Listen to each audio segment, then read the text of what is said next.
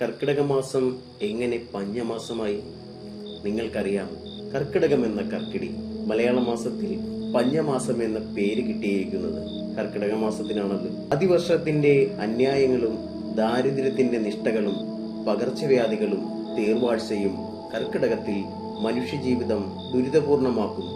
ഒരുപക്ഷെ പ്രകൃതി പോലും അപ്പോൾ ഇരുളാകുമെന്ന് പുരാണങ്ങൾ പോലും പറയുന്നു. ആ ദുരിതമകറ്റാൻ രാമായണ പാരായണവും നാലമ്പല ദർശനവും നമ്മൾ ഉപാധികളാക്കുന്നു. എന്നാൽ കർക്കിടക ദുരിതം കുറച്ചെങ്കിലും ഏറ്റുവാങ്ങാതിരിക്കാൻ നിവർത്തിയില്ല. കാരണം അതൊരു ഭൂതനയ്ക്ക് കിട്ടിയ വരമാണ്. സൃഷ്ടിദേവനായ ബ്രഹ്മദേവൻ നൽകിയ വരം. ഘോരരൂപിണിയും മഹാക്രൂരയുമായ കർക്കിടി എന്ന രാക്ഷസിക്ക് കിട്ടിയ വരമാണ്. ഹിമാലയത്തിന്റെ വടക്ക് വശത്തുള്ള ഒരു കാനനമായിരുന്നു അവളുടെ വിഹാരസ്ഥലം. ശരീരത്തിന്റെ തടി കാരണം ആവശ്യമുള്ള ഭക്ഷണങ്ങൾ കണ്ടെത്താൻ അവൾക്ക് ബുദ്ധിമുട്ടായി. അതിനു പരിഹാരമായി ബ്രഹ്മദേവന് ഒറ്റക്കാലിൽ നിന്ന് തപസ് ചെയ്ത് 1000 വർഷങ്ങളോളം കാത്തിരുന്നു. അങ്ങനെ അതിൽ സംപ്രീതനായ ബ്രഹ്മദേവൻ പ്രത്യക്ഷപ്പെട്ടുകൊണ്ട് ചോദിച്ചു, നിനക്കിഷ്ടമുള്ള വരം ചോദിക്കാം. സൃഷ്ടിദേവന് മുമ്പിൽ വളരെ സന്തോഷത്തോടെ അവൾ ചോദിച്ചു, എനിക്ക് കർക്കശവും കഠിനവുമായ ഒരു ജീവസൂചിയായി തീരാൻ വരം തരണം. അത് വി എന്ന ഉപസർഗത്തോടു കൂടിയതുമായിരിക്കണം. ആർക്കും ബാധകമാകാനും അനുഗ്രഹിക്കണം. ബ്രഹ്മദേവൻ പറഞ്ഞു, ശരി, നിന്റെ ഇച്ഛ നടക്കട്ടെ. ഇന്നു മുതൽ വിഷസൂചിക എന്ന പേരിൽ നീ അറിയപ്പെടും. നിഷ്ഠൂരരും ദുഷ്ടരും വൃത്തിഹീനരുമായിരിക്കും നിന്റെ ഭക്ഷ്യവസ്തുക്കൾ. അറിയാതെയെങ്കിലും സജ്ജനങ്ങളെ ബാധിച്ചാൽ അവർക്ക് നിന്നിൽ നിന്നും മോചനം ലഭിക്കും.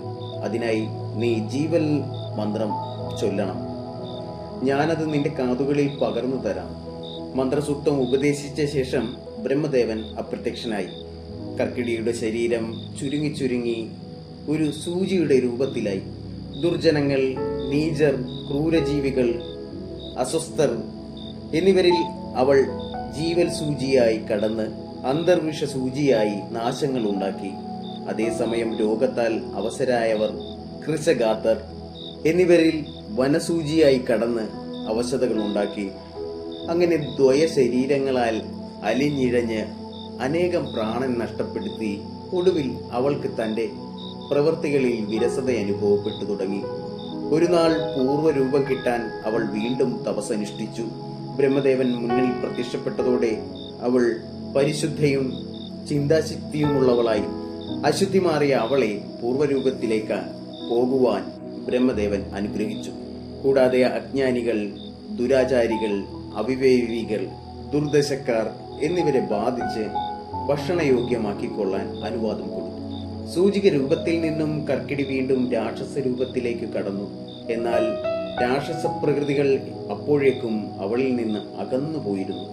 ആയതിനാൽ ഏറെക്കാലം അവൾ നിഷ്കർമ്മിയായി കഴിഞ്ഞു. എന്നാലും കാലം ചെല്ലുന്തോറും അവൾക്ക് സ്വകർമ്മബോധം ഉണ്ടായി തുടങ്ങി. ബ്രഹ്മദേവന്റെ ഉപദേശം അവൾ ഓർമ്മിച്ചു. രാക്ഷസർക്ക് അനുയോജ്യമായ ഭക്ഷണവസ്തുക്കളിൽ പ്രഥമസ്ഥാനം മൂഢന്മാർക്കായതിനാൽ അത്തരക്കാർ കൂട്ടമായി വസിക്കുന്ന ഹിമവൽ സാനുക്കളിലെ കൊടുങ്കാടുകളിലേക്ക് അവൾ യാത്രയായി. സന്തോഷത്തോടെ അവിടെ കഴിയവേ ഒരു അമാവാസി നാളിൽ കാട്ടാള രാജാവും മന്ത്രിയും അവിടെ എത്തി. അവരെ കണ്ടപാടെ കർക്കിടികയ്ക്കു സന്തോഷമായി. അവർ ദുഷ്ടരോ ശിഷ്ടരോ എന്നു തിരിച്ചറിയാൻ അവൾക്കായില്ല. അതുകൊണ്ട് അവൾ ഒരു സംവാദത്തിൽ ഏർപ്പെടാമെന്നും അതിൽ അവരെ തിരിച്ചറിയാമെന്നും അവൾ നിശ്ചയിച്ചു. നാഴിക നീങ്ങവേ തത്വപൂർണമായ ഒരു സംവാദം തന്നെ അവിടെ നടന്നു. നിസ്സാരമായ ഭക്ഷണാവശ്യങ്ങൾക്ക് എല്ലാ തരത്തിലുള്ളവരുടെയും പ്രാണൻ അപഹരിക്കുന്നത് യുക്തമല്ലെന്നും കോപം ദുർവൃത്തികളുടേതാണെന്നും അദ്ദേഹം ആരായുകയുണ്ടായി. രാജാവിന്റെ ഈ ഉപദേശം കർക്കിടിയിൽ നല്ല മനമാറ്റവും ഉണ്ടാക്കി.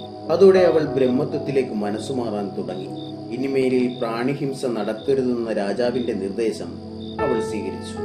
രാക്ഷസഭാവം വിടിഞ്ഞ് അതിസുന്ദരിയായ ഒരു സ്ത്രീയായി മാറി. ഒപ്പം കൊട്ടാരത്തിലേക്ക് പോരാൻ രാജാവ് അവളോട് അഭ്യർത്ഥിച്ചു. എന്നാൽ ബ്രഹ്മവരമുള്ള ഭക്ഷ്യവസ്തുക്കൾ കൊട്ടാരത്തിൽ ലഭ്യമല്ലാത്തതിനാൽ തനിക്ക് നിവർത്തിയില്ലെന്ന് കർക്കിടി രാജാവിനോട് പറഞ്ഞു. രാജാവ് അതിന് മറുപടി കണ്ടെത്തി.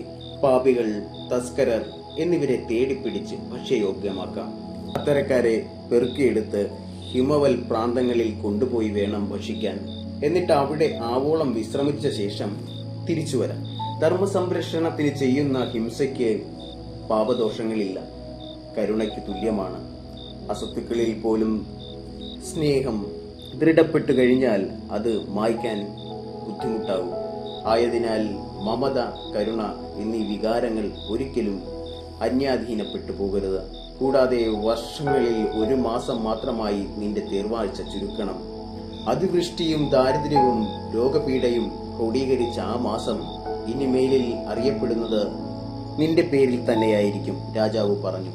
സ്വപ്രവൃത്തികളുടെ ഹീനതയിൽ നിന്ദിത അനുഭവപ്പെട്ടിരുന്ന കർക്കിടയ്ക്ക് ആ വാക്കുകൾ അനുഗ്രഹമായിരുന്നു. വിഭ്രമങ്ങളിൽ നിന്ന് മോചിതയാകാൻ താൻ ആ രൂപത്തിലേക്ക് മാറുകയാണെന്ന് അവൾ അറിയിച്ചു. മാത്രമല്ല, പലവിധ ഇരുളുകളാൽ തമോന്മനമായ ആ മാസത്തിൽ ഈശ്വരഭജനം നടത്തുന്ന ഗൃഹങ്ങളിൽ താൻ കടക്കുകയില്ലെന്നും അവൾ അറിയിച്ചു. ഭഗവത് ദർശനവും സങ്കീർത്തനങ്ങളും ഇഷ്ടപ്പെട്ടുകൊണ്ട് ആകാശമണ്ഡലത്തിൽ വസിക്കാനും അവൾ തീരുമാനിച്ചു. പ്രാകൃത ചിന്ത അത്യുന്നതയിലാകുമ്പോൾ പ്രകൃതിക്ഷോഭങ്ങളിലൂടെയായിരിക്കും താനത് പ്രകടിപ്പിക്കുക.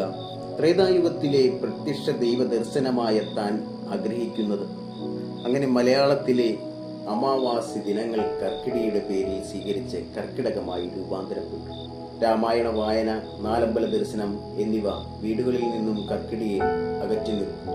അവൾക്ക് ഒതുക്കാനാവാത്ത ശോഭമുണ്ടാകുമ്പോൾ ഉരുൾപൊട്ടൽ, വെള്ളപ്പൊക്കം, കൊടുങ്കാറ്റ് എന്നീ പ്രതിഭാസങ്ങൾ പ്രകൃതിയിൽ സംഭവിക്കുന്നത് എന്ന് പുരാണം. കർക്കിടയുടെ മൂല സ്വഭാവമായ വിഷസൂചിക ബാധ ആ സമയങ്ങളിൽ സർവ്വസാധാരണവുമാണ്. അതോടെ കർക്കിടി എന്ന രാക്ഷസിയുടെ പേരിൽ ഒരു മലയാള മാസം അറിയപ്പെടാനും തുടങ്ങി. അതാണ് കർക്കിടകം.